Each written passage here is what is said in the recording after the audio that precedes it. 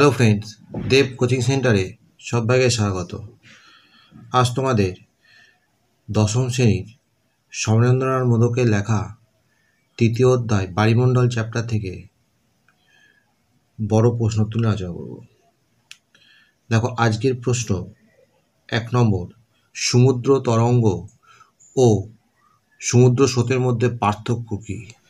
দেখো, এর উত্তর লিখবে ভিত্তি বৈশিষ্ট্য সমুদ্র তরঙ্গ সমুদ্র স্রোত।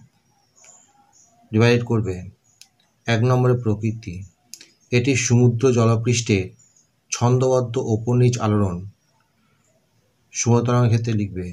আর সমুদ্র স্রোতে লিখবে এটি সমুদ্র জলরাশি অনুভূমিক সম্মুখ প্রবাহ। 2 নম্বরে লিখবে স্থান পরিবর্তন, সমুদ্র তরঙ্গের জলরাশি কোনো স্থান পরিবর্তন হয় না, একই স্থানে আবদ্ধ থেকে উলম্বভাবে ওঠানামা করে, তাই এটি স্থানিক, তবে তরঙ্গের অবয়ব এগিয়ে চলে। এদিকে লিখবে জলরাশি সুনির্দিষ্ট দিকে সর্বদা স্থান পরিবর্তন করে, একই স্থানে আবদ্ধ থাকে না, এটি অগ্রগতি সম্পন্ন সুনির্দিষ্ট পথে জলরাশি চলাচল করে। 3 নম্বর নিয়ন্ত্রক, বায়ুপ্রবাহ, ভূমিকম্প, অগ্ন্যুৎপাত সমুদ্র তরঙ্গের উৎপত্তি ঘটায়। সমুদ্রের উন্মুক্ততা, জলের গভীরতা তরঙ্গকে নিয়ন্ত্রণ করে। এদিকে লিখবে নিয়ত বায়ুপ্রবাহ, জলের উষ্ণতা, লবণতা, ভূখণ্ডের অবস্থান সমুদ্র স্রোতে উৎপত্তি ঘটায়। 4 নম্বরে লিখবে উপকূলের সঙ্গে সম্পর্ক, সমুদ্র তরঙ্গের জলরাশি উপকূলরেখার সঙ্গে প্রায় সমকোণে এসে উপস্থিত হয় এবং তটভূমিতে আছড়ে পড়ে। এদিকে লিখবে স্রোত উপরেখার সঙ্গে অনুভূমিকভাবে বয়ে চলে, তটভূমিতে আছড়ে পড়ে না।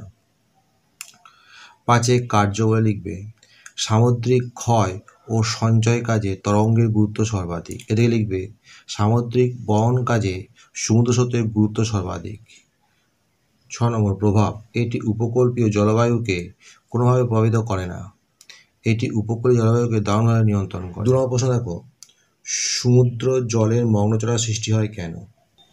এর উত্তর লিখবে শীতল স্রোতের মিলনস্থলে শীতল স্রোত বাহিত হিমশৈল উষ্ণ স্রোতের সমুদ্রের সংস্পর্শে এসে গলে যায় এবং হিমশৈল বাহিত শিলাখণ্ড, নুড়ি, কাঁকড় ও কাদা সমুদ্রের তলদেশে সঞ্চিত হয়ে মহাসাগরে মগ্নচড়া সৃষ্টি করে।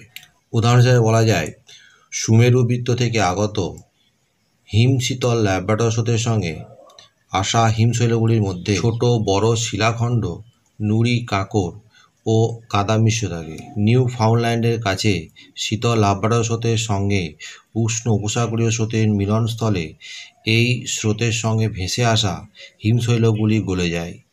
এই সব হিমশৈলগুলির মধ্যে থাকা নুড়ি, পাথর, কাঁকড়, কাদা প্রভৃতি থিতিয়ে পড়ে নিউ ফাউন্ডল্যান্ডের পূর্ব উপকূলে সমুদ্রবক্ষে সঞ্চিত হয়ে গ্র্যান্ড ব্যাংক নামে বিখ্যাত মগ্নচড়ার সৃষ্টি করেছে। পরে 3 নম্বর প্রশ্ন দেখো, পূর্ণিমা অপেক্ষা অমাবস্যার প্রবল জোয়ার হয় কেন? এর উত্তর লিখবে পূর্ণিমা তিথিতে প্রতিযোগ অবস্থানে পৃথিবী, চাঁদ ও সূর্য একই সরলরেখায় থাকে এবং চাঁদ ও সূর্যের মাঝখানে পৃথিবী থাকে। এই অবস্থানে পৃথিবীর যে অংশ চাঁদের সামনে আসে সেখানে মুখ্য চান্দ্র জোয়ার ও সূর্যের গৌণ জোয়ার হয়। এর প্রতিবাদ স্থানে মুখ্য সৌর জোয়ার এবং চাঁদের গৌণ জোয়ার সংঘটিত হয়। একে পূর্ণিমা তিথিতে ভরা জোয়ার বলে। অন্যদিকে অমাবস্যা তিথিতে সংযোগ অবস্থানে চাঁদ ও সূর্য পৃথিবীর একই দিকে ও একই সরলরেখায় অবস্থান করে, তাই চাঁদ ও সূর্যের মিলিত টানে একই সঙ্গে মুখ্য চান্দ্র জোয়ার ও মুখ্য সৌর জোয়ার হয়। ফলে এই সময় ভূপৃষ্ঠের সমুদ্রে জলরাশি বেশি মাত্রায় স্ফীত হয়। এর জন্য পূর্ণিমার তুলনায় অমাবস্যার জোয়ার প্রবল হয়। পরে 4 নম্বর দেখো, দিনে দুবার জোয়ার ও ভাটা সৃষ্টি হয় কেন? এর উত্তর লিখবে আবর্তনের ফলে পৃথিবীর যে অংশ চাঁদের সামনে আসে সেখানে মুখ্য জোয়ার এবং তার বিপরীত প্রান্তে গৌণ জোয়ার হয়। এই 2 স্থানের সমকোণে অবস্থিত স্থানগুলিতে ভাটা হয়।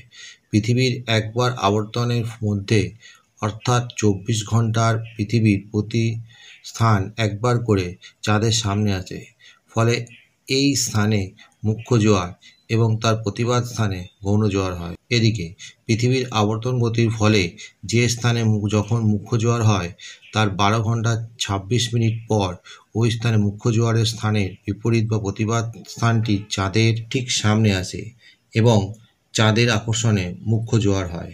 তখনই তার বিপরীত দিকে অর্থাৎ প্রথমে যে স্থানে মুখ্য জোয়ার হয়েছিল সেখানে গৌণ জোয়ার হয়।